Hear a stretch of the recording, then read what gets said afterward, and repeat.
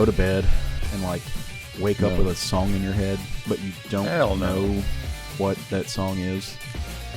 And yeah, so that happened to me. Like I woke up this morning and like wake up with a song in your head. Yeah, like no, seriously. I woke up Cinderella this morning standing at the window, so and like I'm in the shower, like I'm doing my morning routine, and I'm like humming the song, except I don't know what song it is. And I get on there because like I can hear it in my brain, so I Google it, and it's a real song. It's like Did you Google what song is in my head? No. Creepy. I pulled some of the lyrics though, but yeah. So I'm listening to this, and I'm like, is this a real song? What happened? So I Google it, and yeah, it's like a song from 1981.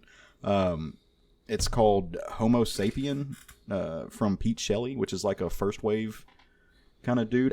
I don't know that I've ever heard this song in my life. I don't know if I like just listened to it on the radio and didn't acknowledge it. But then I woke up this morning and like I could hear everything that was saying, like all the lyrics in my head.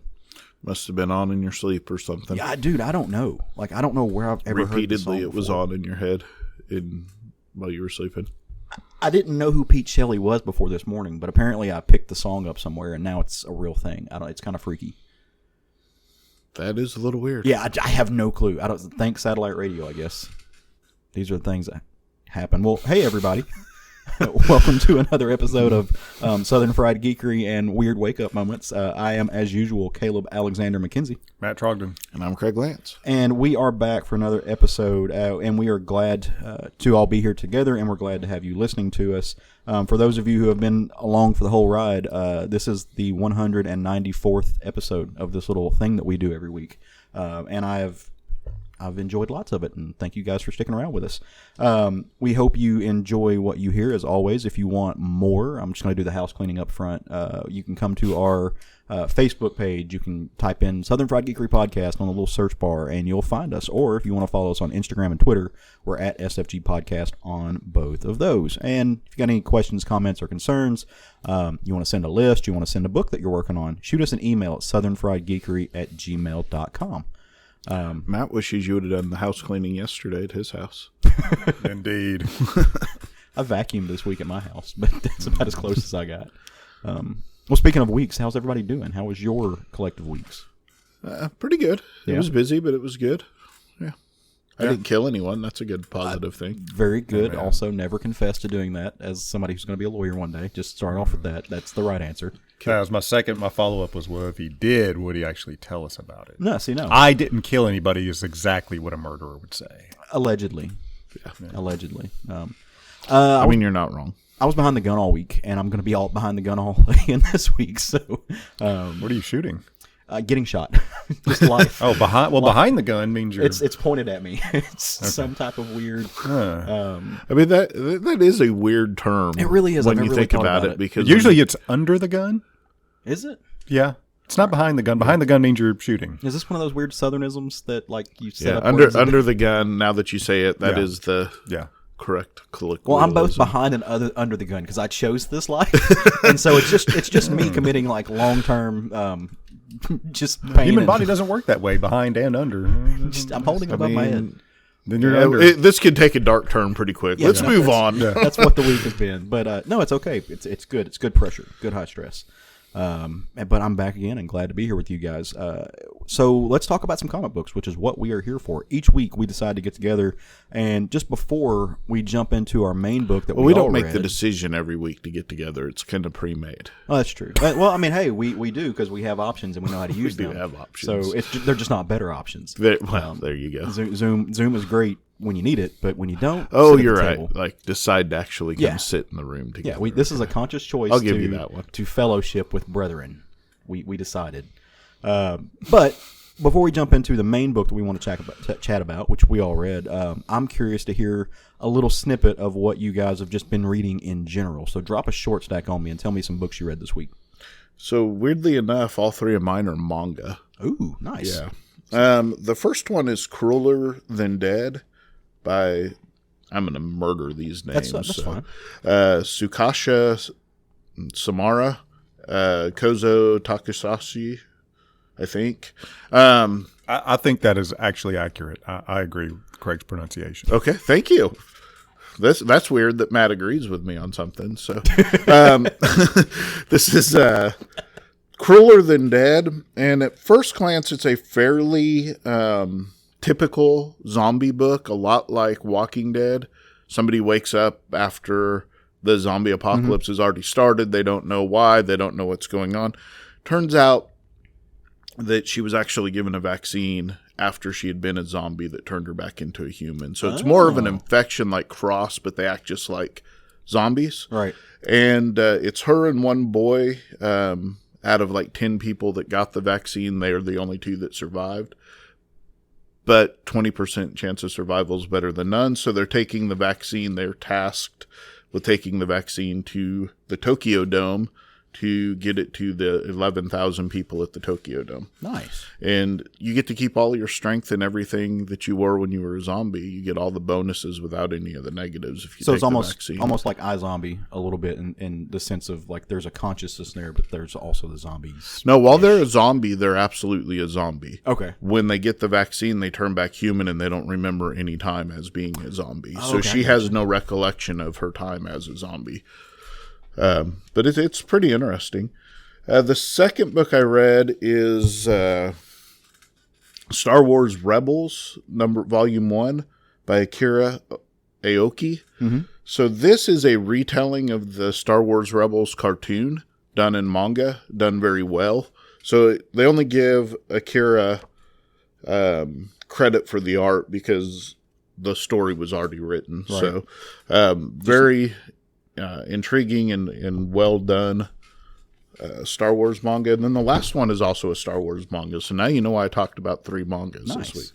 It's a High Republic book, The Edge of Balance, by Shimi Shinya and Justin Ireland, believe it or not. And Mizuki Sakazabera. Nailed it once again. 1,000 over here. This is a interesting tale. It's taking place, as I said, in the High Republic. Yeah. There's a Wookiee kind of grandmaster that's overseeing a Jedi temple on this planet. And if you're reading any of the High Republic stuff, this gives us kind of a introduction on how the plant got brought to this one planet. Mm-hmm. And so we get a new Jedi, we get a new Jedi Master, some new Jedi Padawans. Pretty good story. I can honestly say I'm enjoying it probably more so than the other ones I've been reading. So, really? Yeah. Other ones, what? The other High Republic Star Wars books. That's right. So I'm reading the one High Republic Star Wars book, the Marvel one. Is IDW doing the other one? Yeah, there's the Marvel, and the IDW is more geared towards kids, right. But it's a good enough story that's the only Star Wars book I'm reading right now. But I like it. It's really good. Yeah, I've really been enjoying it. And I'm enjoying that one too. But I did enjoy this one a bit more for whatever reason. Yeah, nice. Very and cool. It's done American style, front to back and left to right instead, which is really weird if you read it after reading the other two. So, very cool. Yeah. Her swords look more like samurai swords than they do lightsabers with the hilt guard on them. It was kind of interesting. Now, how does the Rebels one track with the actual? Because I know you've seen it's pretty close. Is it? Yeah. I may read that because I don't have the time to sit down and watch all of Rebels, and I really just think this gives you the first 2 or 3 episodes in it, if I remember. And then at the end of it, there's actually a little story about Vader and Luke at the end of it, like a little bonus story at the back. Very cool. Yeah. What about you, Matt? What you read this week, brother? So I read from Marvel Comics number 25 from Conan the Barbarian. This is the Legacy number 300. This is a collection of stories from a lot of different creators. Mm-hmm. Really dug this. It's pretty cool seeing some of this. A couple of old timers on there. Some new stories from old timers. I'm always up for that. I also read The 6 Sidekicks of Trigger Keaton. This is issue number 4 from Image Comics by Kyle Starks, Chris Schweizer. This continues to be a lot of fun, as well as just a really good, crime mystery story. So once again, recommending that one. Then third on my list from AWA, The Upshot. This is Not All Robots number 2 from Mark Russell, Mike Deodato Jr., and Lee Loudridge. Man, this book is so relevant, it's uncomfortable. I'm uncomfortable reading this book. So get it, kids. Yeah. What satire? Makes Matt uncomfortable. It's time to read it. It's Mark Russell. So where does it fit on the Mark Russell scale? Because it's all on the good side of the general comic scale. So about the Conan 25 or 300, buddy Jason Wood from over at the EOC podcast pointed out it was interesting because it does have a lot of the old timers on it, but Roy Thomas is not one of them. So I thought that was somebody who has all the Conan omnibuses and Roy Thomas's footprint on that is irremovable. I thought that was interesting. Yeah, there must be some reason behind that. Of course, he did write earlier this year. He did write a Conan story. Yeah. So yeah, if Roy Thomas is not on that, there's got to be a reason behind it. Yeah, I thought that was kind of weird. It is it's like, okay, but I mean, doesn't take anything away from what's there. Sure. So sorry, I forgot to mute my phone. You now know there was somebody at my door. What did it bring us anything? No. Okay, damn. No. I was hoping for a surprise. So this week I read some stuff from the last couple of weeks. Started off with the Midnighter Annual. It's the 2021 annual from, of course, DC Comics. This is Will Conrad, Becky Cloonan, Oming, and Soma wrapping up that team.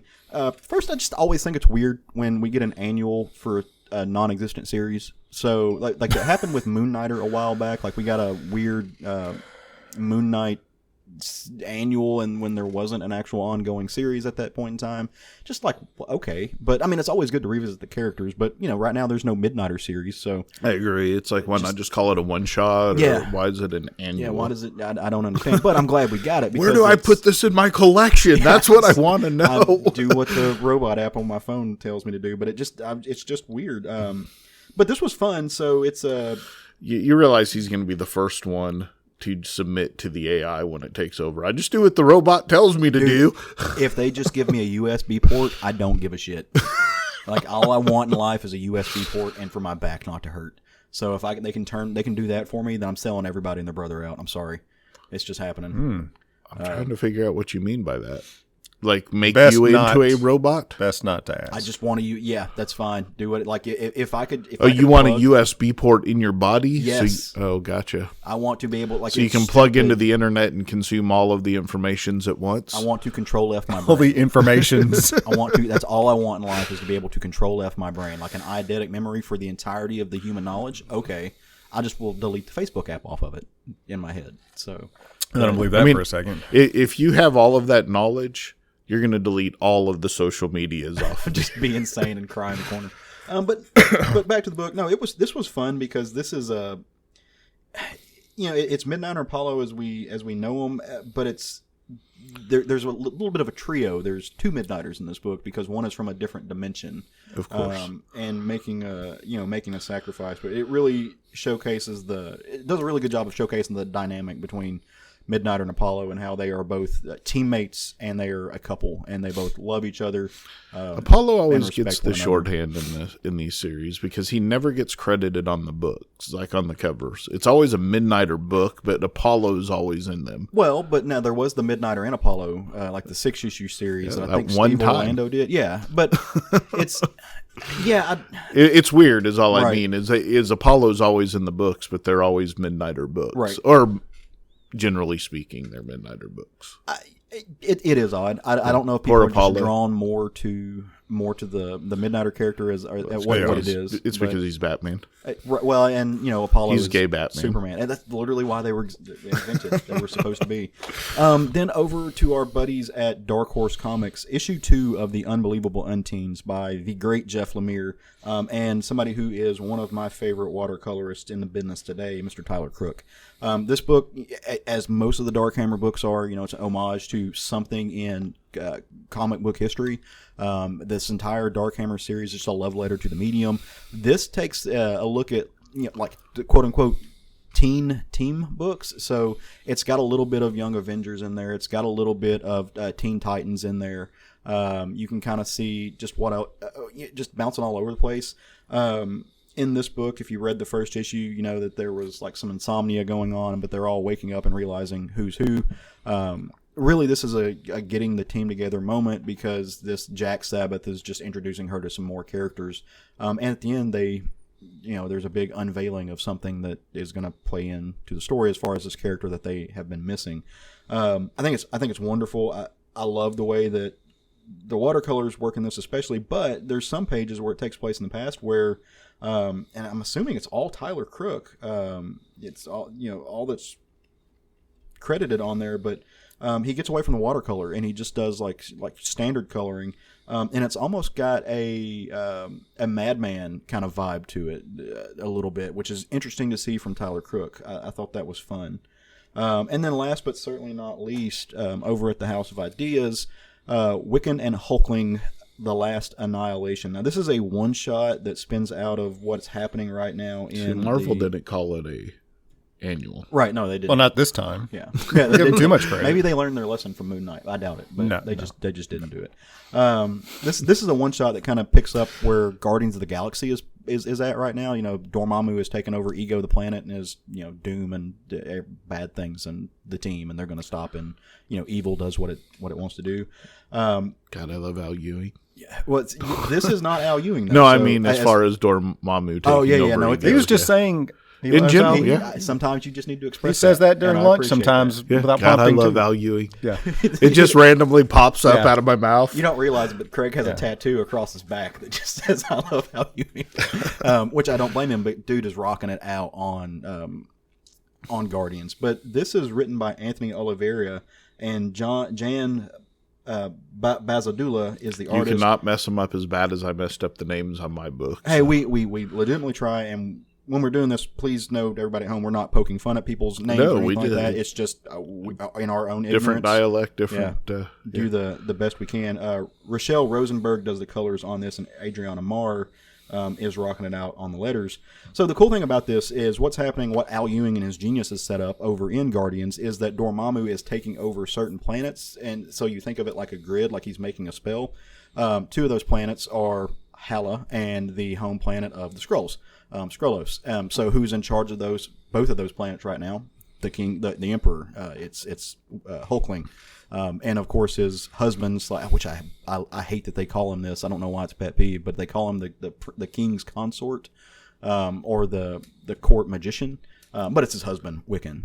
Well, okay, so that's a thing when Prince Philip. Yeah, He was not king of England. He was the queen's consort. So it's a thing when you don't have a lineage to the kingdom itself, to that particular kingdom. Okay. It's not in any way diminutive. It just means that if she were to die, he's got no claim to the throne. Okay. It's their partner, their spouse, their whatever. So that's all that means. That's just some of my ignorance of royalty and that kind of Royalty's thing. bullshit anyway. Well, I mean, it is absolutely, but that's what it comes I'm down gonna have to. to insert a Toby Keith song in here. I'm not. I'm just kidding. Please don't. we don't have the rights. I do not want our podcast to go down that path, please. We don't have the rights, nor do we want them. Keep them way far away. But no, so that's just my ignorance of it. But they just keep using that phrase, and I get why. But they are split. Wiccan and Hulkling are in separate places, and they're fighting battles that don't play to their strengths, and so they have to unite. There's this really cool fact about the Negabands that plays into here that they do something else with that I thought was both beautiful and just kind of a cool concept. So this was fun. It would help if you had read Guardians of the Galaxy to kind of know what's happening. I don't think you necessarily need to, though. All you got to know is Dormammu's up to some bad shit, and the Guardians current version plus Wiccan and Hulkling are going to do what they have to do to save everybody they can. Also, the dialogue between Hercules and I forget his name in the book. He's one of the other Young Avengers. Is hilarious. Like they just play off of each other. They think they're about to die, and one of them goes, "I just want you to know, oh Lord of Buffness, that you're super hot." He's like, "Yeah, you're cute too. Let's go die." It's great. I always think about the fact that Hercules in the Marvel comics is always like ripping on Zeus. Yeah, about being Marvel Boy. Sorry, that's who it is. About Zeus, being a pig and sleeping with anybody and anything, and it's like. Hercules is pretty loose with who he sleeps with, too.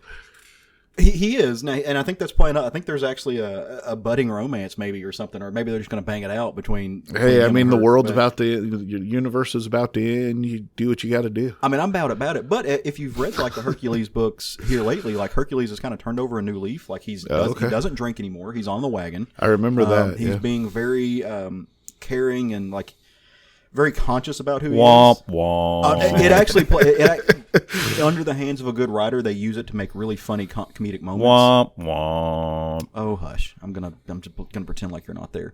It's fun and funny, and he takes out all of the aggression of the fact that he wants to do these things on whoever he's beating the shit out of. So good times. Yeah. It's fun, and he's like rocking this like gray beard right now. He kind of has a silver daddy look. I'm here for it. So as I look at Craig, I'm gonna raise my eyebrows up and down. Mine's completely silver now. And that wraps up Caleb's Not Short Stack. Not short stack. It's like a medium. There was an extra pancake there, but we got time. Why not? Well, if it makes you feel better, Matt, my review is going to be super quick. I'm gonna keep us in line. We're gonna be fine. It's just the power hour here. Power hour. But no, good stuff all around. Like Craig, other than the Star Wars, where did you find the one manga that you had read? Here at Kapow. Did you? Nice. Yeah.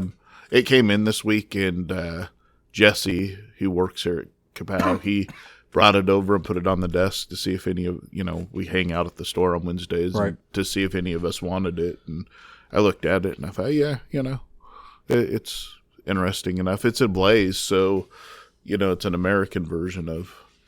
Yeah. I mean, it's Japanese people writing it, but it's an American company publishing it here. Right. So. Is a Blaze based out of the U.S.?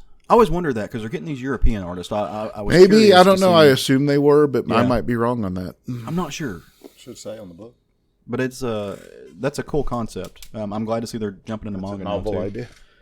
Well, I mean, the copyright should say where they're based out of, I think. Who knows where they put the copyright in these things these days. But no, good stuff all around in general. So are we ready to kind of talk about the book of the week? Are we getting to our roundtable? Yep. So we kind of played into this a little bit. Matt gave us a window in because he talked about a Mark Russell book earlier as part of his short stack. Well, this week from the company that has become one of my favorite small publishers in Vault Comics, they came out with another Mark Russell book. So we're getting we're blessed with just oncoming barrage of Mark Russell awesomeness. It was printed in China. Okay, but I don't know if that means it was. It doesn't say where it was published. Yeah, I'll have to Google that because I'm betting. I bet they're not an American company. I think they're probably Spanish. The interesting thing is it's got a 2015 copyright on it and then a 2021, so I'm assuming it was probably published in Japan in 2015 and is just now getting released here. A reprint with a translation. Yeah. Anyways, sorry to interrupt. No, you're good. This book, like I said, comes from our buddies over at Vault Comics, written by Mark Russell, art by Ben Tiesma, Vladimir Popov did the colors, and Ann World Design worked on the letters. It's called Deadbox. This is the first issue of a new series. Now, I don't know if this is going to be a 6-issue series, if this is going to be a 12-issue series, what it's going to be, but it was interesting. I enjoyed it, even though it used one of the tropes that I'm not crazy about in kind of literature.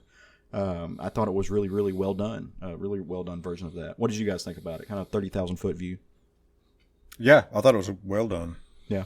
Yeah, I thought it was well done. I feel like maybe I'm not smart enough to understand it just based off of the first issue. So I'm definitely going to pick up the second issue to see where I'm at on it. But I'll see if I can't, in the way I talk about it, maybe it'll help talk through some things. Yeah. And because I did a reread. There were some things on here that confused me. in fairness, I read it this morning and I was tired. So and I'm not, the smartest person on the planet. So Well, none of us are. So that's fine. What?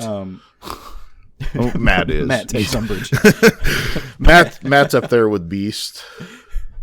Is I wonder where does Beast rank on the list of smartest people? He's up there. Yeah. Until he, Top 10? until he put a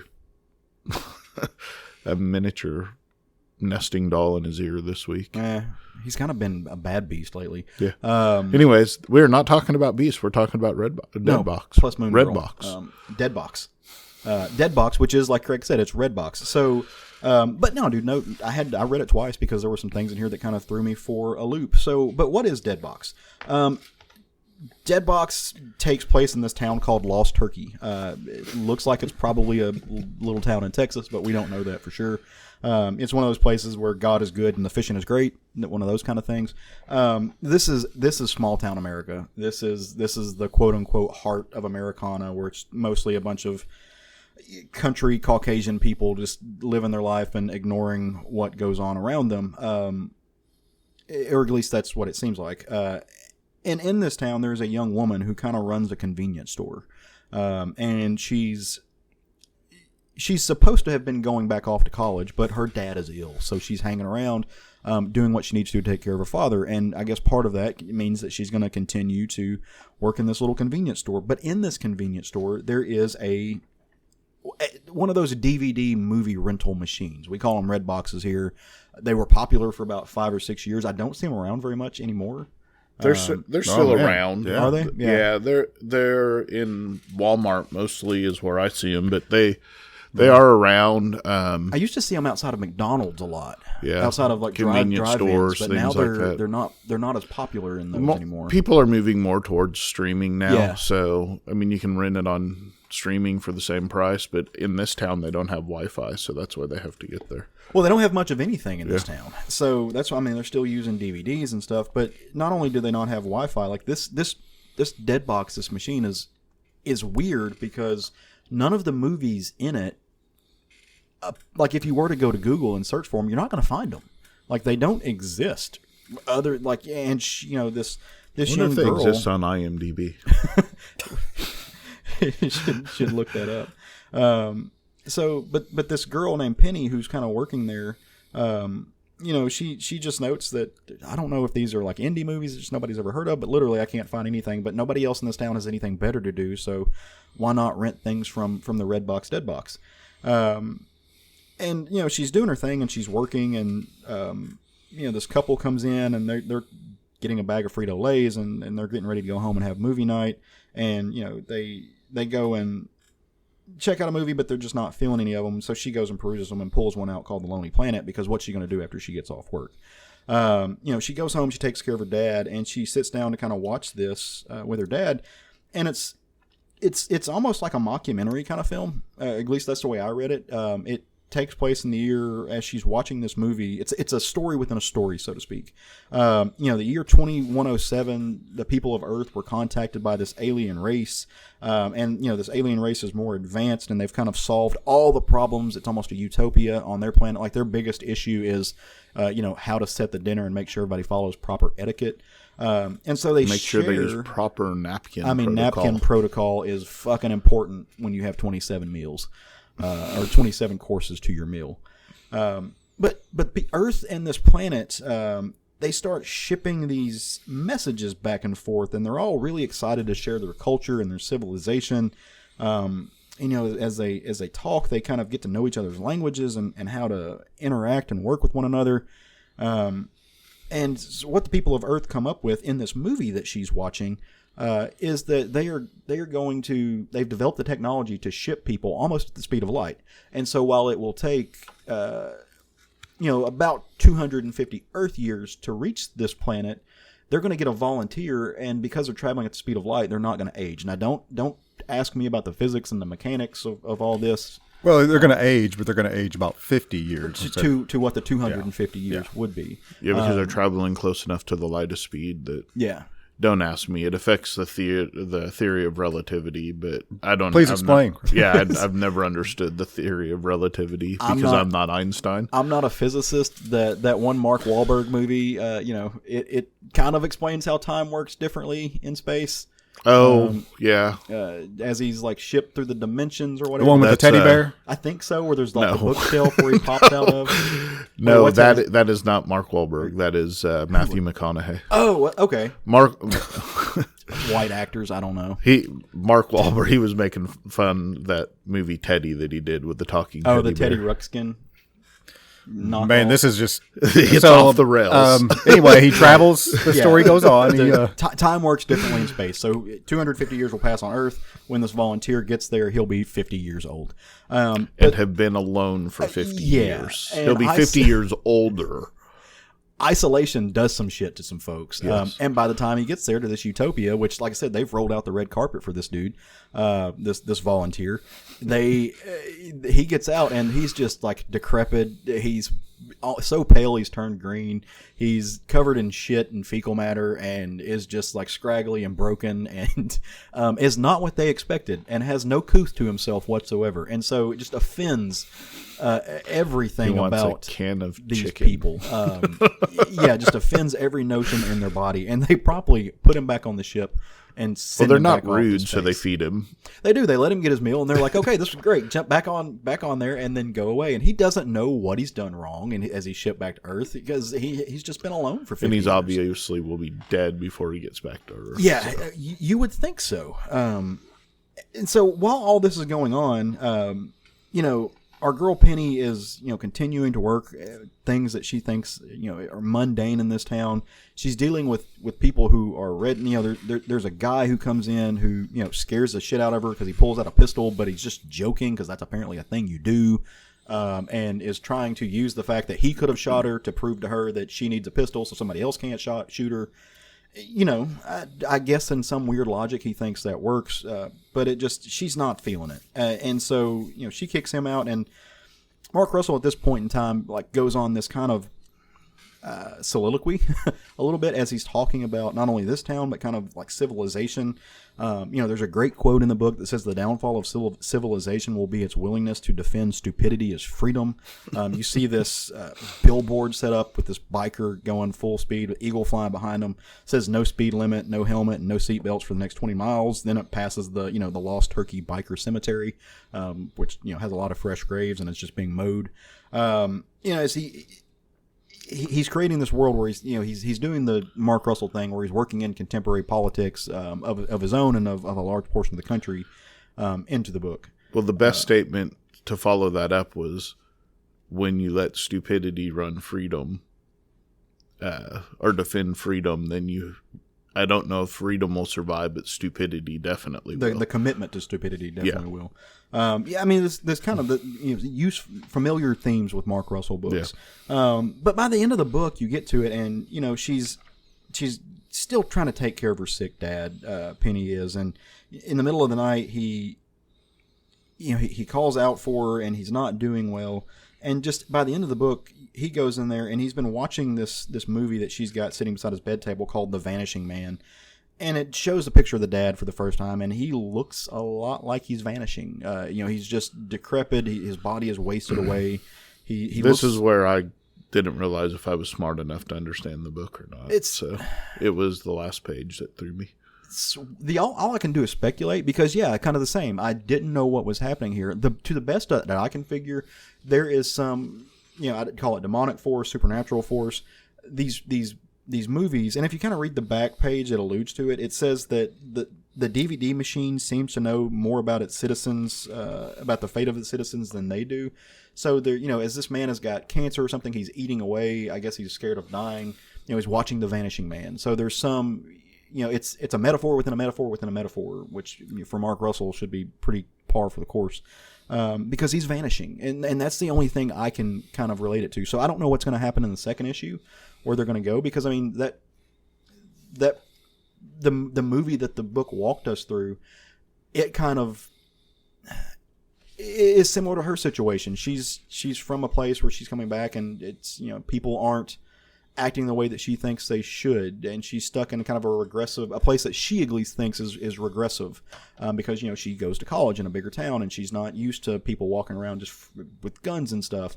It almost is the opposite of what that story said, where a regressive type of person goes into a utopian society. She sees herself as elevated, knowledgeable, cultured, and she's in a place that doesn't have any of those things. So I'm assuming that's what the book is going to do. It's going to take these concepts of films and play into them with the townsfolk as we meet some of them. At least that's what I thought. I mean, Matt, you got any? Well, so what do you? everything Mark Russell has done to date, with just I can only think of a very few exceptions, is satire. What do you think What do you think the subject of this satire is?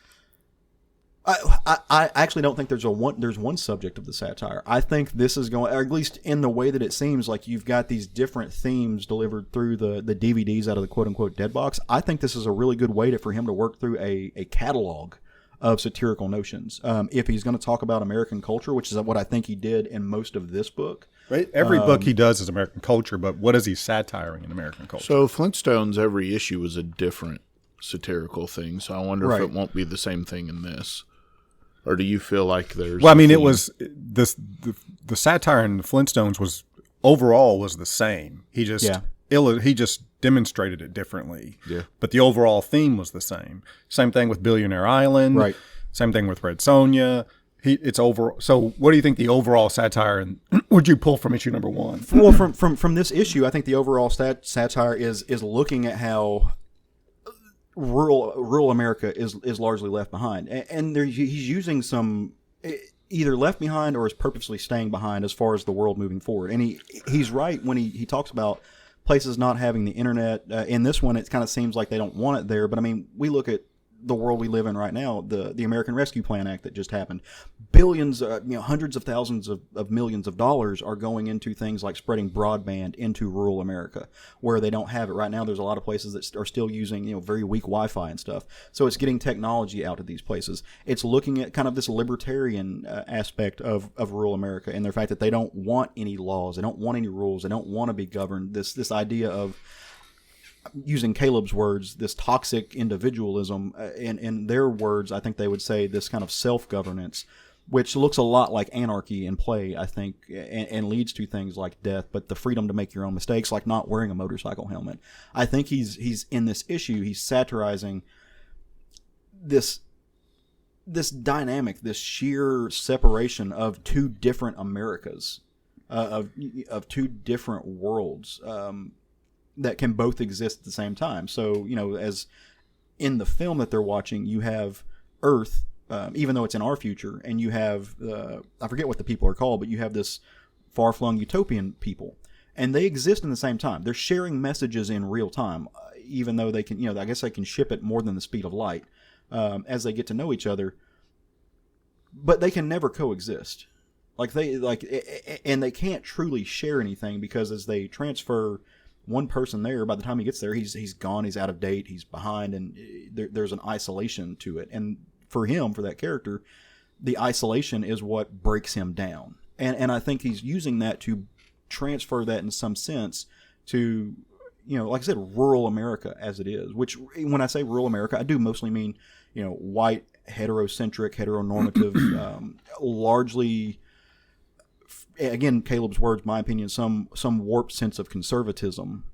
And I think he's putting that into play. And, like I said, he's building a metaphor within a metaphor. I don't know if that's going to carry over into the second issue, though. So that's what I'm saying. I don't know that this is going to... It very well could. There could be this overall theme of this struggle of United States neopolitics. But... So, obviously, you have a concept as to what he's satirizing. What do you think he's satirizing? I'm not real sure in this book, to be honest with you. So it seems to me what he's satirizing is the effect of what a limited exposure to whatever culture. You want to say, right. Information, culture, how that can affect the person's perception right. of the world around them, and how it can distort it. Yeah. And the guy, the astronaut taking the space journey, he's removed from society for 50 years, and he loses the concept and the grip of what a person should do to function within a society, right. Like bathe and cut your hair, and just basically how to function amongst other people in a respective manner. Mm-hmm. And that seems to be that's the theme throughout the book. These people live in their own. They live in this little town, and they only think in the terms of their little town. the father is watching this movie about the vanishing man, and these are the only movies or TV shows available. So it's an illustration of this is all you have, this is all you're exposed to, and this is what you let yourself fall into. And again, that seemed to be what he was spelling out in the road sign, and he spells it out, the dangers of stupidity, basically. Right. You narrow your focus, and your concept of reality, frankly, is changed. Yeah. Like I said, I was not smart enough to grasp this book, at least not this morning. So, no, I think that's pretty well on. Yeah, and I agree with that. I think we're on the. I think you and I think we're saying using the different same words thing in different ways. Yeah, maybe. There's this sense of isolationism leads to. I use the word regressivism, but that it's blinders. It's social blinders to etiquette, to what other people deem necessary to function in society. So, and I think that is what he's getting there. Did a really great job illustrating that in the first issue. What I'm curious of,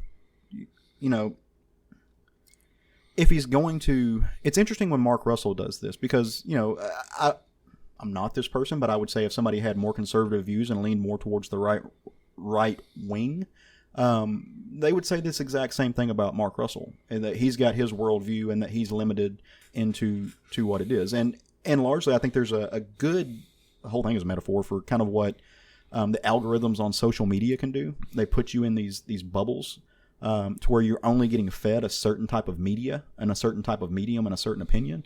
And they do kind of blind you out and cause you to regress into your own, call it comfort bias.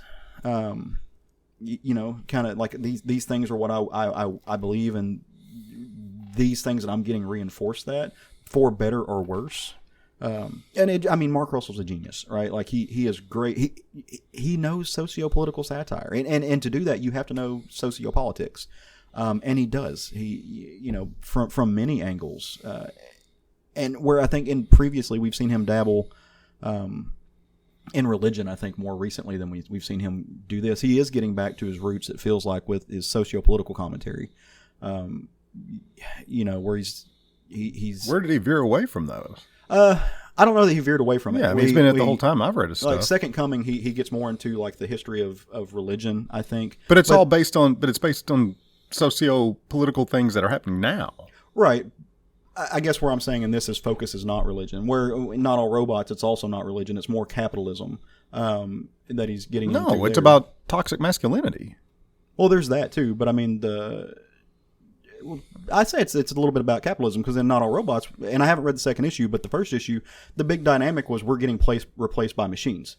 And the machines are getting replaced by better machines. And as the push to move forward and make industry more fluid and dynamic, the workers are getting pushed out. That's a lot of what I took from it. Was this almost Marxist view of we're being replaced by our own inventiveness.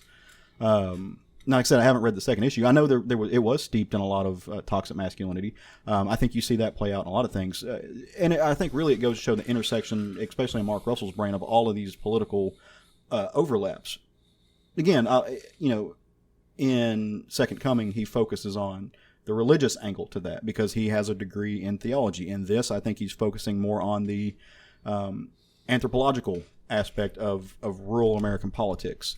And again, the other book, Not All Robots, I think he is getting more into, from what I read of it, a commentary on capitalism and a commentary on toxic masculinity. But there's a lot of argument out there that toxic masculinity comes from capitalist notions of being the provider, of being the breadwinner, of being the quote-unquote man in the family that's been established over 200 years in this functional system of government.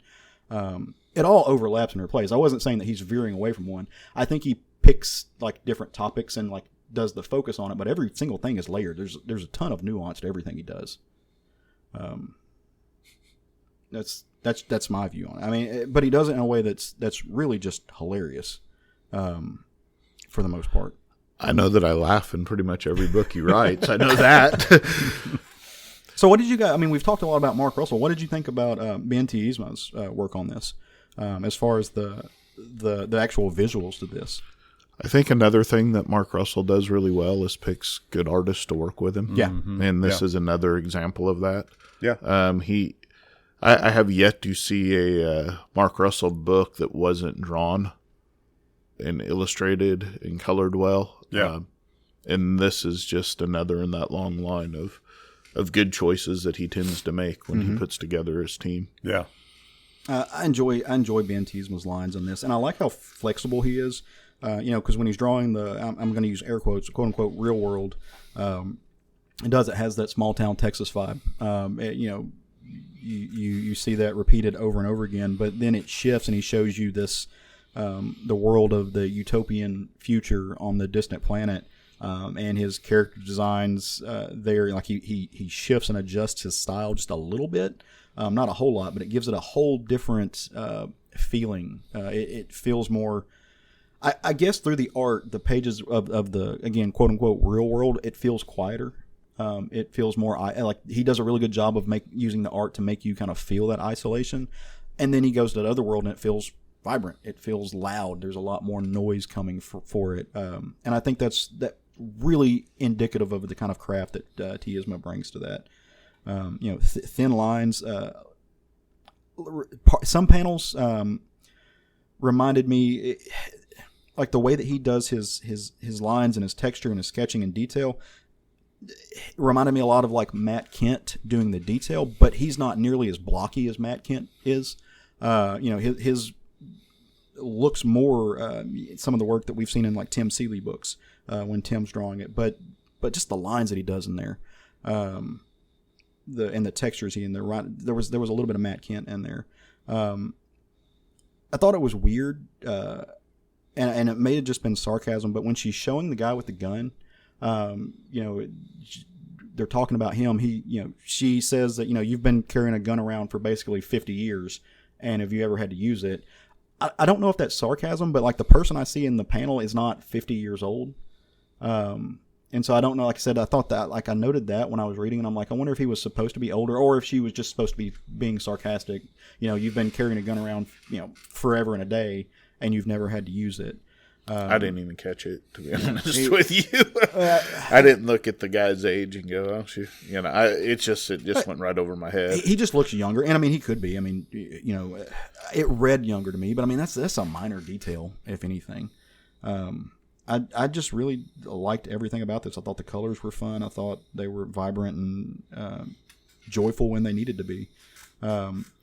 Also, I thought it was Greg, did you find them vibrant and joyful when they needed to be? If we're talking about the planet that the guy travels to, then yes. The rest of it's pretty. So the rest of it wasn't as vibrant and joyful as it needed to be? Well, I mean, it was as vibrant as it needed. It was as vibrant as it needed to be. There was really no joyfulness in the rest of the book. Yeah. Am I right? Or I just wondered if you found it as vibrant and joyful. He's making fun of me for saying vibrant and joyful and not just, okay, that was good. That's what's happening. I also thought it was really funny, and this is kind of that, that Mark Russell doing what Mark Russell does. Like, he has this kind of country cowboy dude, quote, Kierkegaard, out of nowhere as he's coming in to, like, get some Frito-Lays. He what? I'm sorry, what? Quote, Kierkegaard. Kierkegaard is like this philosopher, and he does this thing where he's saying, and getting into, social commentary like he does. He's like, hey, school will be there when you left off. School's just selling you the diploma that says you have the information. It doesn't have the information. Yeah. And Kierkegaard shows up somewhere else in the book, too. If you're looking at the art, there is she's reading a book by Kierkegaard. And so Kierkegaardian, I don't know how you say it, the philosophy is going to play into lot of what he's doing Not here. Smart enough for this issue. I haven't read much Kierkegaard. I've only read like one or two of his essays, but he's brilliant. If not, I don't necessarily think I agreed with everything he had to say, but he is a deep thinker of things. So it was the calendar. So I did find the book intriguing. I found it funny in places. I found it serious when it needed to be. Mm-hmm. And, I read a lot of books that I don't necessarily understand where it's going after the first issue. Yeah. And if it's some books, Maria love it. Sometimes I don't ever understand the book until it's over. Or even when it's over. Yeah, sometimes when it's over, I'm like, it was beautiful. I don't know what happened in it, but, at least I'm willing to admit that. But, yeah, I mean, definitely a solid book, which I don't really, you expect nothing less of a Mark Russell book at this point. When you get a Mark Russell book, there is a certain level that you expect that he hasn't really hit below yet. What's the Mark Russell scale, right? We're all going to be vastly disappointed that day that it happens. Because, no one bats 1,000. I mean, there's going to be a book at some point that it's like, wah, wah. But at this point, he's not there yet. No, I think with Mark Russell, he deals with different things. And so, like the Red Sonja book, Matt loved the Red Sonja book. And that is on the lower end of the Mark Russell scale for me, just as far as enjoy, because it was about a whole different thing. That was more about military strategy. It's something that Matt cares a lot more about than I do. Whereas I read a thing like Flintstones, and I think Flintstones is probably like in the top 5 books that's been written in the past like 40 years. I'm definitely getting the collected. Oh, dude, I can't Flintstones, wait. So vinyl bound, leather bound, with all the annotations in it. Yeah. But even with that, I won't, like the Red Sonja book was still fantastic and incredibly well done. And even though I didn't enjoy it. Here's what I know about Mark Russell. When I find out that there's been a Mark Russell book that was released that I didn't know about, I'm incredibly sad. If I find that I've missed a Mark Russell book, I'm like, oh man, I can't believe I missed that.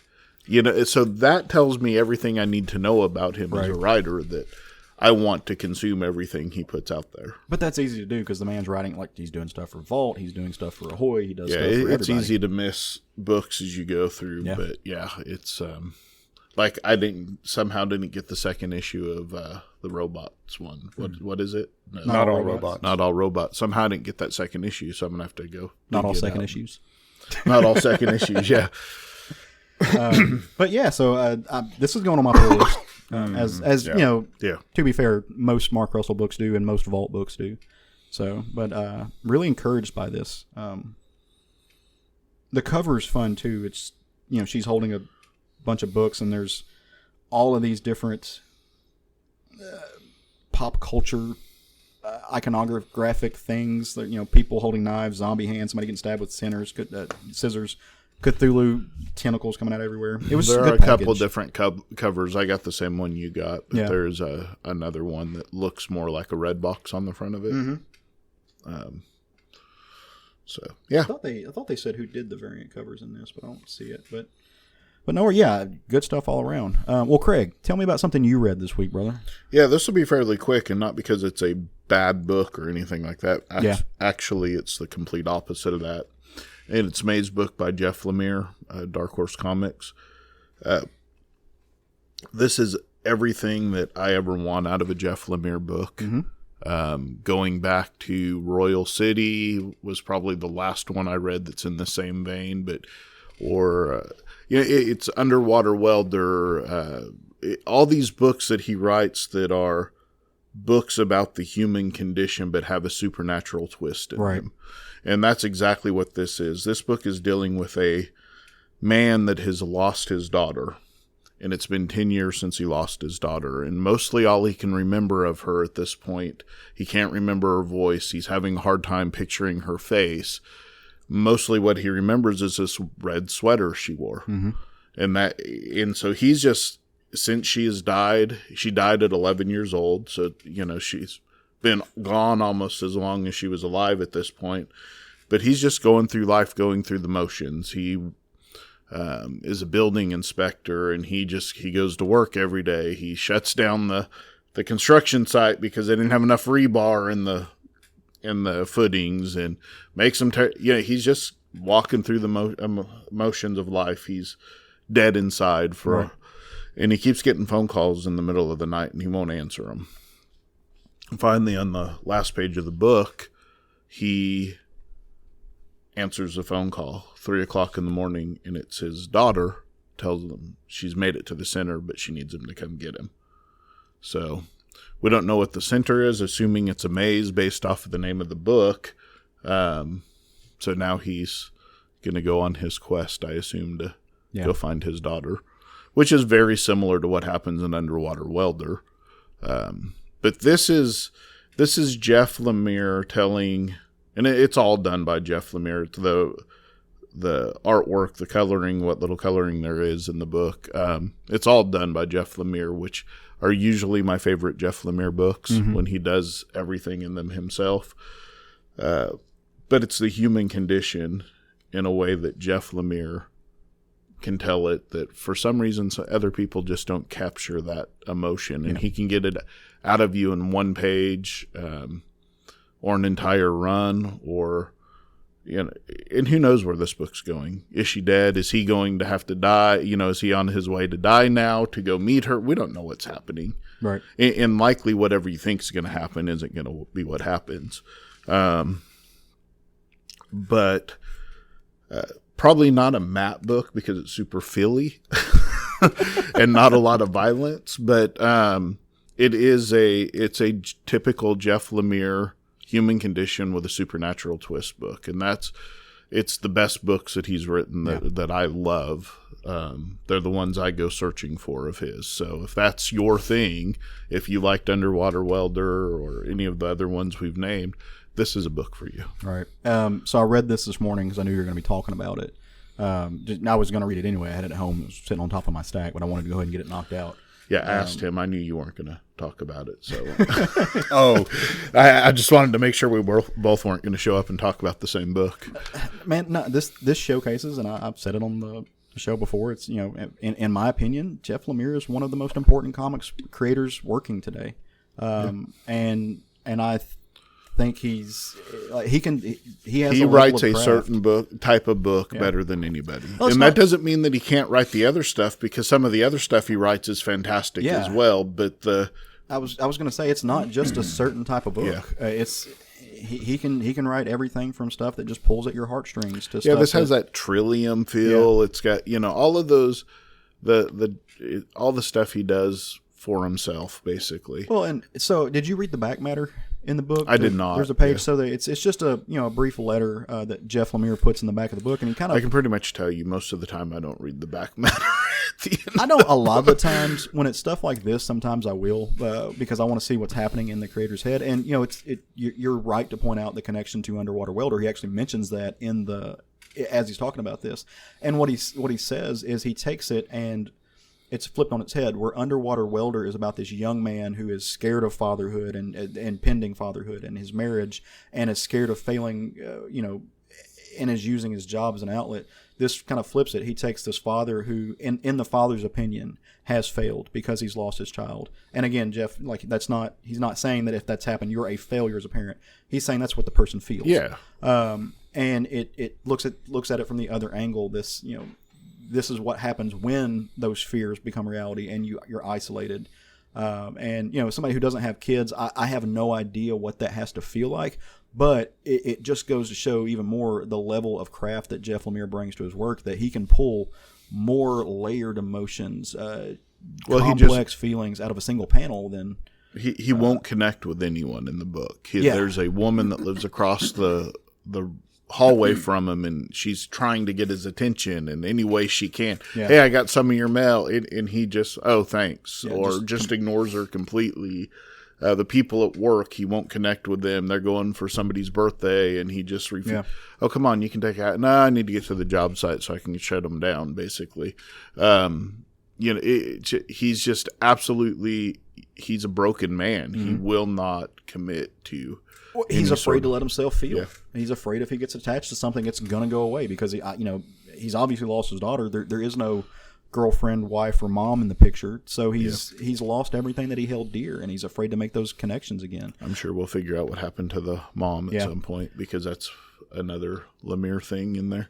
But the interesting part's when he's looking at the blueprints and he just draws a line on it, and it's got the squiggly line in it, and you're like, what the heck is he doing? You think he's marking up the blueprints and then later you see the sweater is coming unraveled, and there's a red line coming from the sweater, so that's where the red line came from. So it's like I said, there's just that human condition with the supernatural twist that we don't know exactly what it is yet. Well, and I love that he's doing the kind of similar thing that he did in Underwater Welder, where he's making a construction job, a quote unquote blue collar job, centered in the story, and using that to kind of show these, talking about this right after a Mark Russell book where, Mark Russell has his views on things. I think Jeff shows that these people can have, welders and construction workers can have these really complex everyman emotions, and that they are capable of processing them or being hurt by them. I can't remember the name of the book, but the county book that he wrote about Essex County, where he grew up. And it's just hockey, story. Yeah, it's story. I mean, he obviously grew up in a blue collar world, so that affects his writing. These are the people he writes about. His Canadian blue collar, his blue collar is a little different because it's Canadian blue collar, but still the same. In the way that he gives it life. It's there. There's so many universal elements to it that he's masterful in the way that. Well, I mean, Royal City's the same way. That it's all tied to this one factory, and the factory shutting down, and the town shutting down, and how's that affecting the people? In the meantime, you got this family that lost a child, and how are they dealing with that? And right, just so many different layers that he puts in his books, and this has apparently got me grasped already to. Down that path. I love to see him drawing again, man. Yep. It's the fun. His stuff. art, it's a little bit like Maria Levitt's, that a lot of the characters look the same. Yeah, but it's okay, right? Because I don't care if it's the same character in every book, really, because it's it's done well. So I don't think it's the same character. I mean, they just have similar looks. He uses a minimal approach to drawing. He doesn't, he doesn't do he's not drawing photorealism, and there's almost a he's very well drawing far from photorealism. Each line does just the work it's supposed to do, and I think it's almost supposed to be this. I can put this face on anybody. Yeah. There's just a subtleness to it that makes it it's the everyman. Yeah. Is what it is. He's a fucking master. Yep. Keep doing it. I want to own Mr. art Lemire, by him. keep giving it to us. I should own art by him. Somebody buy me art by him. What'd you read this week, Matt? Well, my book is also reflects the human condition. And is I believe that. Joyful and vibrant. And I believe that. Multi-layered. Well. Back in 1995, a little book called Satanica came out. Oh, yeah. Such a beautiful book. Verotic Comics. So beautiful. I see the name on that, and yeah. Verotic Comics, so. This was launched when I was 17, and I couldn't have been more excited about this. I bet. This was the publishing company owned and created and launched by one Glenn Danzig of Glenn Danzig fame. Of Glenn Danzig fame. The interior art on this is by one Duke Mighton. Duke Mighton was a 2000 AD artist. Oh, okay. A lot of 2000. When it came to Verotic Publishing, there were several of the 2000 AD artists that came over to. I will say that is a cover that absolutely would have attracted me as a 17-year-old. 20-year-old, anytime in that age. Yeah. It's fantasy art at its high end, in my opinion. Simon Bisley, however you choose to pronounce it, did this cover. Did he? There was no way I wasn't not going to buy this book. I also bought the T-shirt. Did you? Yes. So I have the T-shirt. Somewhere there's a warehouse with still a shit ton of those T-shirts. Every one of those shirts sold. They're actually, if you try to find them online, they sold out real quick. Actually, this was a really hot. This was a really hot book when it came out. Yeah. There was a lot of hype around it because everybody knew it was going to be like Danzig's music, rough, dirty, violent, gives no shits, apologizes to nobody. So everybody couldn't wait to find out what all that meant because there was a lot of buzz about it in like Wizard Magazine and the like. So this was, I'd never seen a Duke Mighton art before. He's got a very unique look. I've read some of his 2000 AD stuff since then. This book, the main character, Satanica, the first page opens up where she is flying out of a window of some unknown building, screaming into the air in pain. And it just launches from there. She immediately is flying around some unknown city, runs across a pack of coyotes that want to attack her. That doesn't go so well for the coyotes. And I just want to say, Satanica looks just like you would think she would look. Yeah. Clothless, ripped beyond. Yeah. She runs afoul a group of It's a foul. ne'er-do-wells. Are they dressed in leather? They are dressed in leather and, the typical 90s 90s bad guys. Caucasian gangster look, Right. Sexually assaulting, so graphically sexually assaulting. You could always a tell female. the bad guys in 90s movies because they wore leather. And she dispatches them in the utmost of gruesome ways.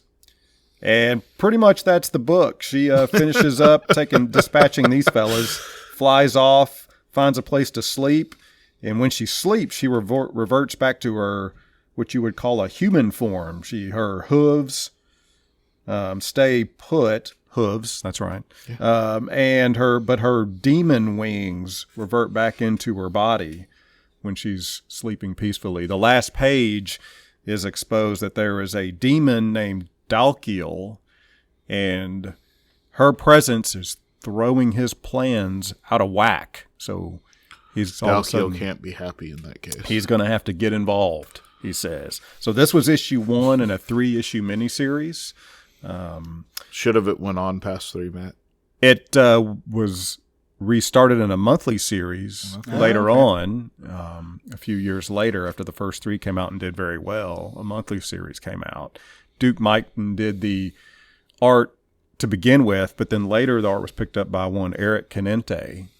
I really like Eric Canente's art. Mm-hmm. I really wish he was working today. I follow him on Twitter, and he posts a lot. He's got a really unique style to him. It's fun. Really wish he was working today. But anyway, the reason I'm talking about this book today specifically is, so the publisher that Glenn Danzig hired was Hart D. Fisher. Does that name ring a bell to you guys? No. I feel like I've heard it before, but I don't know where. I don't know what it is. So Hart D. Fisher was called in the 90s the most dangerous man in comics. I think you've told me about this before, actually. So this guy, all he did was like underground, violent, uncensored stuff. Yeah. And so naturally, Glenn Danzig hired him, and he was famous for going on Sally Jesse Raphael and catching a lot of shit for one particular publication. Well, he's been kind of, underground for what seems like a couple of decades now. Just haven't seen the guy. An interview popped up with him last week. First interview I've seen available from him, and I don't know when. Cartoonist Kayfabe did a interview with him. So one of the things he talks about in there that grabbed my attention is, and he was talking about the things we've talked about a lot, is the huge problem with the monopoly of distribution in comics, and how that is just jacked up the whole industry, the whole market, and what he would like to change. And he parrots the stuff that we talked about, put it back in the comic book, or put it back in the grocery stores, drug stores. He, when he went to work for Danzig, first thing he did is when Danzig would go on tour, he put up a comic book table at the Danzig concert. Yeah. Nice. And the comic book sales outdid the T-shirt sales at every show. That's significant. Mm-hmm. That's significant because T-shirt revenue at concerts is a huge source of revenue. Mm-hmm. And he said they outdid that at every show. And he's like, you have your audience there. Your market is there. It is captive. It is energized. It is going to spend money. Right. That is why it's absurd that there's not a comic book table outside of every Marvel or DC movie in the local theater. It's absurd. Mm-hmm. And so he was just parodying these things that we have talked about, I don't know how many times. with the exception of he took action and tried it out, and they were very successful. He did the same thing with Rob Zombie. Yeah. He worked with Rob Zombie and had a specific comic book table, merch table outside of their normal T-shirt, and did which is another well. guy that would work perfect with. Yeah. So it was really interesting to hear him talk about those things with on top of actually doing some of this stuff as well, and it working really well. If you've got it's about an hour and a half interview. I recommend watching it. I'll check that out. Yeah. This dude is something else. Yeah. I'll say he is quite the character. He is quite the character. But he has some very but he's done a lot of things independently. Mm-hmm. These are all things he's done independently, and a lot of it's pretty interesting to get his insight. Some of his insight, interesting is a word. But anyway, it was. You don't have to agree with everything somebody says to agree with parts of what they say. Well, there's no arguing with results. Yes, the stuff that he put some of these things we've talked about into practice. Yeah, you can't argue if somebody's saying I did it and it worked. Yeah, so that in and of itself was interesting, but it just took me back to when these comics came out and. There was a problem with these. It was like the EC Comics days all over again because some comic book shops were shut down for obscenity violations. The most famous case was in Oklahoma. There was a shop in Oklahoma that the owner was arrested for selling these comic books. Blows my mind. Like, hopefully he filed a lawsuit over that. Who knows? I mean, who knows if they won or lost back in those times? Yeah, man. Music was being shut down back then because it had curse words in it, and it's, if they felt it was directed towards children, which most people are going to feel any comic books directed towards children, except for the people that actually read comic books. Well, these were supposed to be sold to 18 and older. I mean, the publisher made that known. It was published. The world at large, though, sees comic book and they think Archie's comics, and why do you have nudity in comics or violence or? But whenever this book was coming out, there was a comic book shop local that's not in business anymore, and he kept these in the back. He had an 18 and older section, and he kept them in there. And so, how did 17-year-old you get a hold of it? Did you pay somebody a case of beer to do it? He knew me, trusted me. Yeah. So Matt gets invited to the back rooms. Yeah, and but whenever this came out, and the owner of the shop that I was buying these from was uncomfortable, really, really uncomfortable selling these. Yeah. He didn't keep like a stock of them. He ordered them for people that put me on reserve. I'm going to buy it, and then they went out as soon as they came in.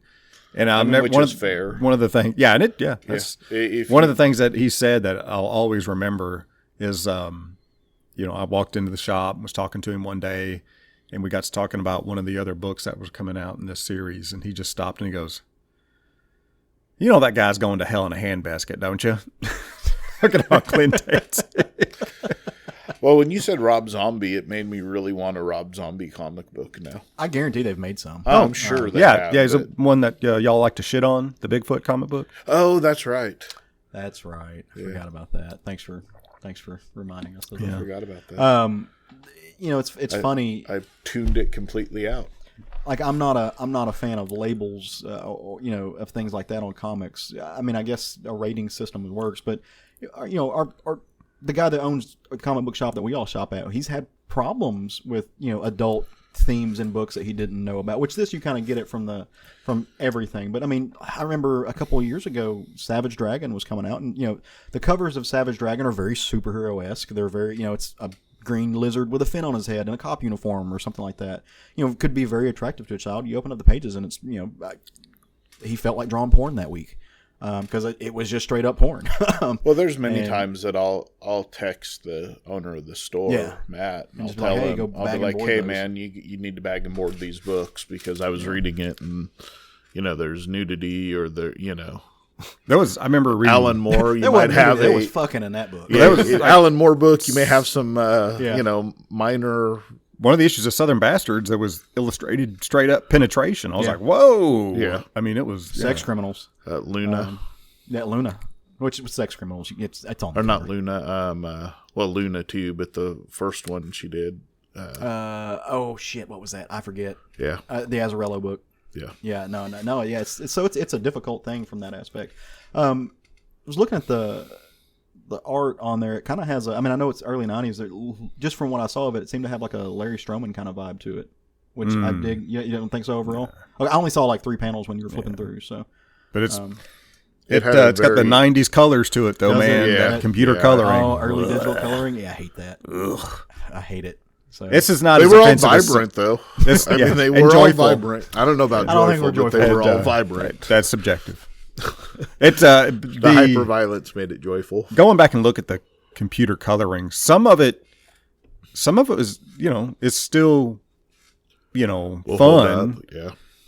But man, some of it's really it's not bad. aged And well. and the stuff that stands out that ages really bad are the skin tones in computer coloring. Oh God. If you've got like human beings in a comic and you use computer, oh man, it is so bad. But now everything's colored in a comic, pretty much. yeah, but it's. I mean, in a computer. the technology's so much. well, it's advanced different. now. It's It's I know what not you that mean. same style. I'm just Yeah. saying that shows how the technology's changed. Yeah. This brand new computer coloring, man.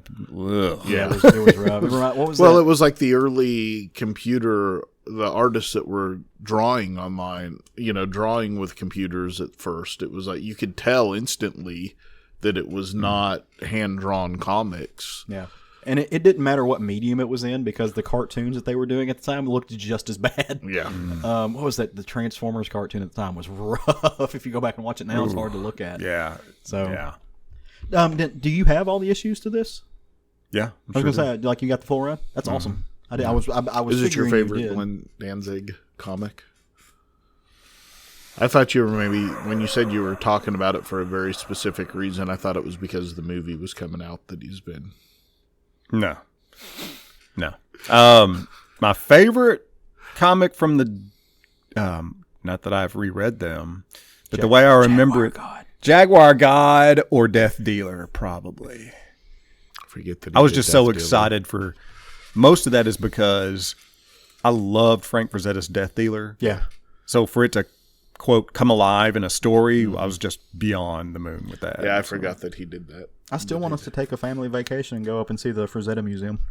I'm going to that thing. No, yeah, I will. Of course, there's 2 of them. So. Are there? Yeah. I thought there was. I only know about the one ran by the family in Pennsylvania. Where's the other one at? Run by the other part of the family in Florida. Oh, no shit. Oh, yeah, that's a whole I thing. knew there was a family riff there. I just didn't know that they opened Quite up a different. the riff. Oh, I mean, yeah, that's an understatement. Yeah. Which one? Let's go. The one in New England is the original one. Yeah. So that's the one that, from what I understand, you get. It's just got the larger collection. Yeah. That So it Frazetta sounds like himself we got was to make running. 2 trips. I'm fine with that. Yeah. I'm not going to Florida right now, though. So. No. Yeah. All right, so I read a book this week that I really enjoyed, and I want to tell you about it. The book is called Death Plays a Mean Harmonica, and the cover is what pulled me into it when I saw it in Previews Magazine, and I was like, oh, I got to check that out. This is by a cartoonist named Steve Laffler. Now, I am not familiar with Steve Laffler other than this book. He's an indie guy, has apparently been doing comics for years. I did look him up a little bit. I'm going to read more of his work. But this story is I don't know what you would call it. It is reminiscent a little bit. So in the early 90s, Steve Loeffler and his family moved down to Ocala, Mexico. I think is how you pronounce it. For a brief period of time. They were going to take a risk. It's in the very southern part of Mexico. They moved from like the Pacific Northwest. They got down there like, we're going to see what this is because, money, like land is cheaper down here. Money is, we can spend it better. We can kind of do what we want with it and live a better life. But kids didn't fit in well. These are American white kids, deep South Mexico. The transference was hard. It didn't work out. So after about 9 months, they end up moving back. But based on that experience, he writes this book called Death Plays a Mean Harmonica, which is that setup is largely the plot of the book. This white family from America moves down to Ocala, Mexico. And the dad is a cartoonist. and he's making his books and stuff. He's trying to make things work. He's also he plays the guitar as far as like a hobby, but he hasn't done it in years. Mom is, I guess she's trying to be a stay-at-home mom. She's a housewife who's in a new world, who's trying to I think supplement her environment in herself. She's trying to appreciate the culture and the things that are going on there. Little kid, little Bobby is, I don't know if that's his real name or not, but I named him that. He looks like a little Bobby. He's having the time of his life. Like, he's making friends, he's running around, he's getting to do new things, see new places, sneaking tequila because that's everywhere. Just having a ball. And they're meeting new people, and they're going to dinner with new friends, and they're getting to know this town, this neighborhood that they're in. But then things get a little weird. They start noticing some stuff. That everything is not normal in places. The dad goes for a jog, and he thinks he sees this giant bat or a bird or something, and it's got a person head, and he doesn't know what it is, and it freaks him out as he's jogging home. The mom starts looking around and seeing some strangeness with the people that are going on, and I mean, it's not only that, they're also trying to figure out themselves at the same time. The mom dresses up in this lucha outfit, and she's a lucha Lucy, and she goes around town and she starts trying to quote unquote solve crimes because she's a housewife and she's bored, and she gets seen by some kids, and instead of calling her Lucha Lucy, they start calling her Lucha Bruja, the wrestling witch. And she's got a grappling hook, and she throws it in the air, and she pulls herself up, and they think she can fly. And so this mythos is invented around there. The dad befriends, and the mom too, they befriend another couple, one of which is an American man married to a Mexican woman, but the man goes off for weeks at a time because he's a lawyer in the States, and so they have to spend a lot of time apart, and come to find out there is a marital arrangement with this couple. And then even more supernatural. All of this is happening. When the dad goes to sleep, he has a dream, and he is visited by death. He's visited by this very Dia de los Muertos looking musician who plays a harmonica. I saw that Disney movie. As he goes about, and he's scared. He's like, am I having these dreams because I'm about to die? And he's like, no, I just needed to visit you. Like, there's some things that are going to happen, but we're going to work through this together. And as he has these hallucinations or these visions, and he's following death around into the spirit realm, kind of helps him understand what's been happening in his world with this giant bat that he saw flying. And this older friend of his who has a penchant for younger women, grown women. Like, he's not doing bad things to kids. It's just, he's a very much a Rodney Dangerfield looking guy. Well, you that said likes woman, to so hook I up assume with, that meant yeah, woman. I have to clarify for the folks at home. This young 20-year-old or even older, like, he just doesn't care. But he's just looking worse and worse, and he never eats. He never eats or drinks, and he collects chickens. Well, this is a fucking vampire.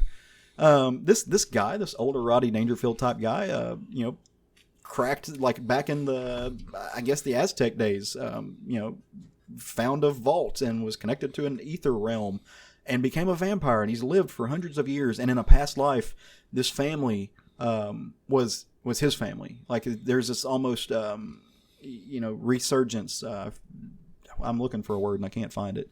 That happens. Reincarnation. They've been reincarnated, and he sees in this white family, his former wife, but the husband is actually his son. But he knows he can't mess with their life, and he's tired of living. And he started drinking animal blood, but that's made him age. Like, he hasn't drank from a person in hundreds of years. And so they invite the dad out to play music, and drinks, or everything happens, and he hooks up with this younger woman, and things happen that he breaks a couple of seals. He drinks human blood again, and he didn't mean to, and it spurns him into almost this weirdness with addiction and stuff, and it's just a really interesting book. The whole thing is done in black and white. It's completely ridiculous. The way that it was a labor of love. It's stylistically it looks like something from something that you would see from a mix of, I don't know, Harvey Kurtzman to Archie, like the way he plays with different characters. It's a very kind of a basic line to it. It's crazy though. Like I said, when he draws the luchas, it looks weird and funky, and then he draws the vampires and they're just gnarly, and it doesn't take itself seriously. Like, there's a lot of serious themes in this book, but the book doesn't take itself seriously. The whole thing is just really about, like I said, I moved to this place in this culture that I had to absorb, and I had to bring myself in, and I'm going to take their pop culture elements and their horror and make it into a story where my family got to witness this stuff, and how much I appreciated Ocala and their legends and their lore and, weirdness that happens with being an adult and sexual vibes, and my wife got into lucha and that was hot and stuff. So it just goes all over the place. And then for a music fan like me, where they're sitting around and they're playing music, and this dad is really getting into playing guitar, and he's taking his son out to see these local musicians and getting into the local culture, and to see how he views Death, who comes in and ties into that and becomes part of the band, even though no one else can see him, and he bears witness to everything that's happening with the supernatural in this book. It was a fun little underground comic. So it was a story about the human condition with a supernatural twist. A little bit. Seems to be the theme of the... Yeah. I know mine was. Yeah, definitely. This is published by Cathead Comics. Like I said, Steve Loeffler is the writer-artist on it. Not familiar with the publisher, not familiar with him. I definitely want to look into some more of this work. But, folks who are fans of like the kayfabe and stuff, who really appreciate like an purposefully unpolished work, things that aren't afraid to get a little rough, things aren't afraid to blur the lines and do some kind of experimental storytelling, or just not even experimental storytelling, just I'll tell the story I fucking want to. That's what this book is, and it was a shit ton of fun to read, and a quick read too, and plus it doesn't break the bank. It's let's see if they have page numbers. It's 140 pages for $12.99. So, you normally pay between $3 and $5 for a 28-page book. You're getting a bargain for your buck here. So actually, I actually think Matt would really enjoy this. I'm going to let him take it home and read it. Why did you pick this up? I saw the cover in previews, because when I read previews, I go to the back of the book first. That's the stuff that I really dig into, especially now, where my pull list is getting a little too thick, and I don't need to add monthlies. I want to go to the back of the book and find these graphic novels and OGNs that are independent creators doing weird stuff that you don't see anywhere else. So I saw that and was like, yeah, I need to read this. But it's fun. Like I said, if you like underground comics, if you like that Pacific Northwest, the San Francisco comics with an X movement, I think you'll appreciate this. One thing that I find fascinating is different cultures' views on different things like death or whatever. Mm-hmm. In the Mexican culture, because it has Catholicism in it. It has some Aztec and Mayan and Incan culture involved in it. So you've got like this different cultures that create, and what comes out of that is completely different. Not unlike voodoo in the South and in and Creole countries and the islands, where you get these different views of how death is, where it's almost not necessarily an assimilation, but it's a cohabitation of different cultures. Like they combine all these different cultures and they come up with their own version of what happens after you die. And like you said with voodoo, where it's absolutely Catholicism and it's absolutely witchcraft. It's both of those things simultaneously. So in where in Mexico, they, like I said, all these different Native American cultures mixed with the Catholicism from Spain that mixed with it. You got this different take on it. So, or you get, like you said, the Day of the Dead and things like that, where they. You talking about that? I watched a documentary one time about some anthropologists went deep into the Amazon to study some of the tribes that had little to no exposure to modern culture and essentially living the same way that they did thousands of years ago. And along those lines of the way they viewed death, these were tribes that, thousands of years ago did, headhunting was definitely a part of their culture. Well, the local governments outlawed the practice of headhunting. I mean, for obvious reasons. Murder's bad. Yeah, look down on murder. But what was funny is that was in recent history, did they actually officially pass a law against headhunting? Yeah. Well, in this documentary, they're interviewing one of the old men, and this is amazing. Of course, they're translating it, but this old man in this tribe is sitting on a tree stump, hanging his head, complaining that things are a lot more rough these days. We don't get the gods smiling on us like we used to because we're not allowed to go headhunting anymore. Right. He's basically the to wrap it up, he was like, these damn liberals won't let us go out Go headhunting And anymore. do murder. It was amazing. And then they described what the headhunting actually was. Yeah. Really. It's fascinating when you start looking into some of this stuff and what death meant. I mean, you look at Aztecs, and I mean, they played a game, and if you won, you got to be the group that got killed. Yeah. It was like a soccer type game. Sacrifice yourself to the gods. And you became a demigod because you won this game, and therefore you were sacrificed. What's even more terrifying about the story that Matt just told is the guy said anymore. So you just know this dude. Like, no, you've chased people in the woods. Yeah, he was talking about. Yeah, he was like, back in my day. This wasn't grandpa stories. Like that dude killed people. Yeah, that's what he was talking about. It would likely kill you if he could get away with it. It's the most dangerous game. It's incredible. Yeah. So fascinating. That topic has kind of came up not only in two other elements of pop culture that I've saw this past week. I'm watching this show. It's off of FX, but I'm watching it on Hulu called Reservation Dogs. Oh, it's really good. I love that show. Yeah, it's a group of kids, Native American kids who live on a res in Oklahoma and stuff. But they showed there's a graveyard. Like one of the characters has a sibling who's passed away, and they go visit him in the graveyard. And the graves aren't. I mean, this is in Oklahoma, but the graves aren't the way that they do the headstones that we see. Like you're driving down the road to a Christian church or something. They build these little mini houses, like dog houses, almost on top of them. To honor them and protect them and stuff like that. And then Raj and I went to the movies. Got our hot dogs and popcorn, or hot dogs and nachos, and we watched Shang-Chi. We're glad Thank you you for the correction. Look, I'm all about the details. It's just about to completely disregard the story. I'm on a strict diet, and popcorn's not in it.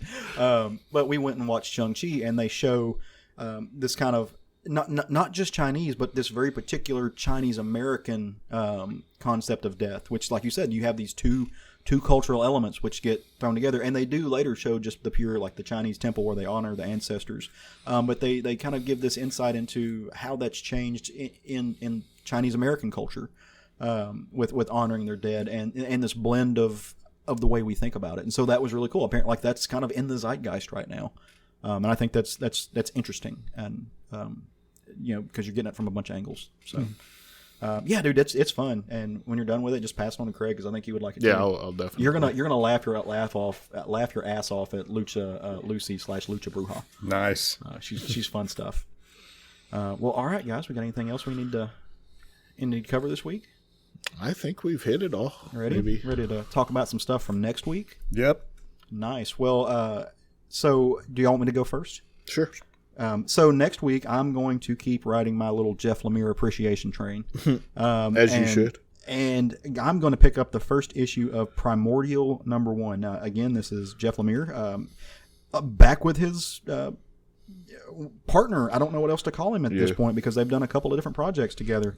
It is Andrea Sorrentino and Dave Stewart, and the same team from Gideon Falls. That team also did Green Arrow back in the day. This looks good. It's a mind-bending sci-fi series, which again, Jeff Lemire and Sorrentino. If you read Gideon Falls, that was what that was.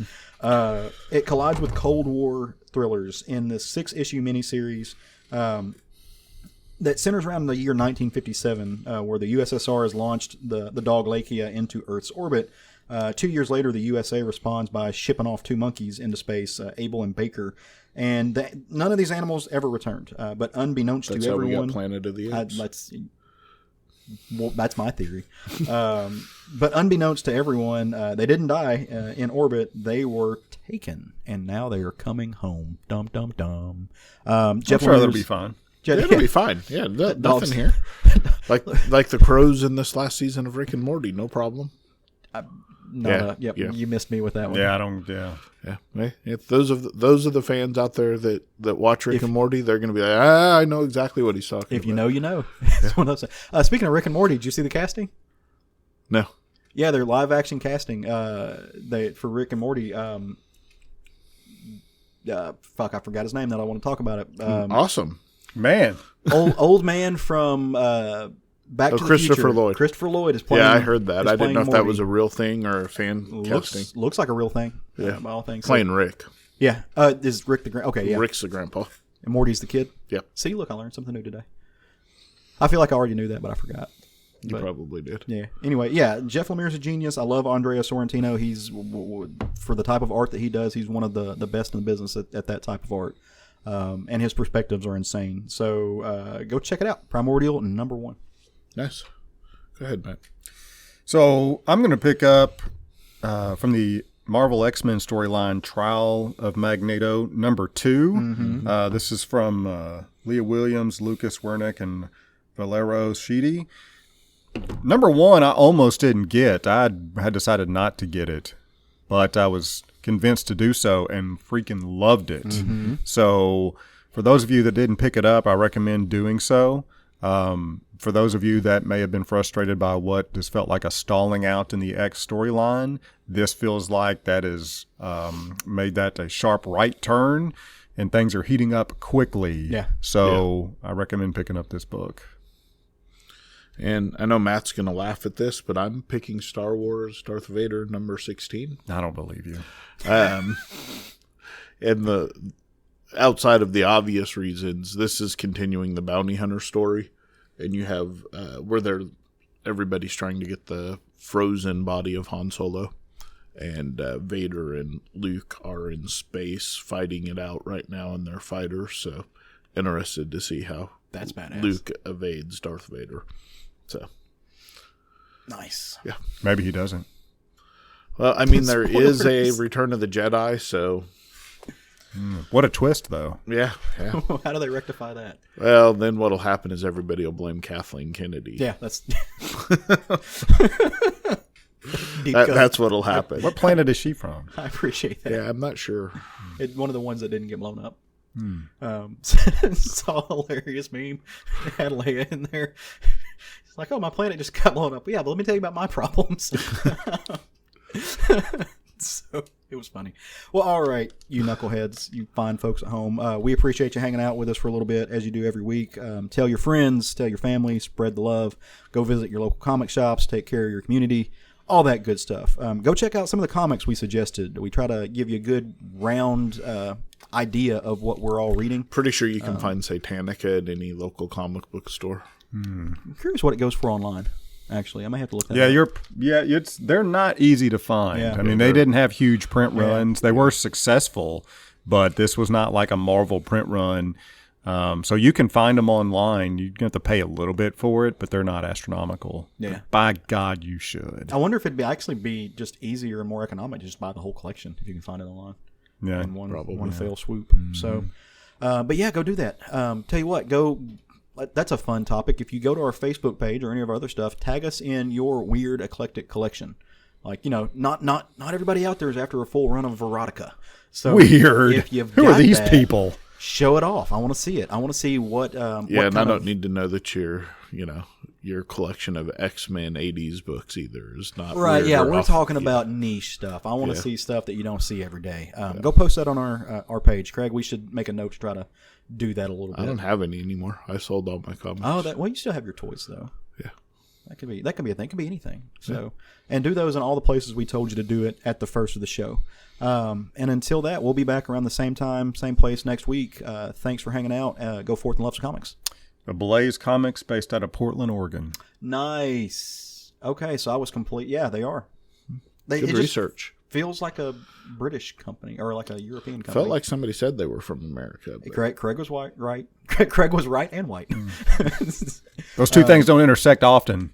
No, but In this case, I look 1,000% white, but I claim my Native American. yeah, just like I'm Caucasian these days. That's so I was looking up Ben Teesma. I couldn't remember where I saw him before.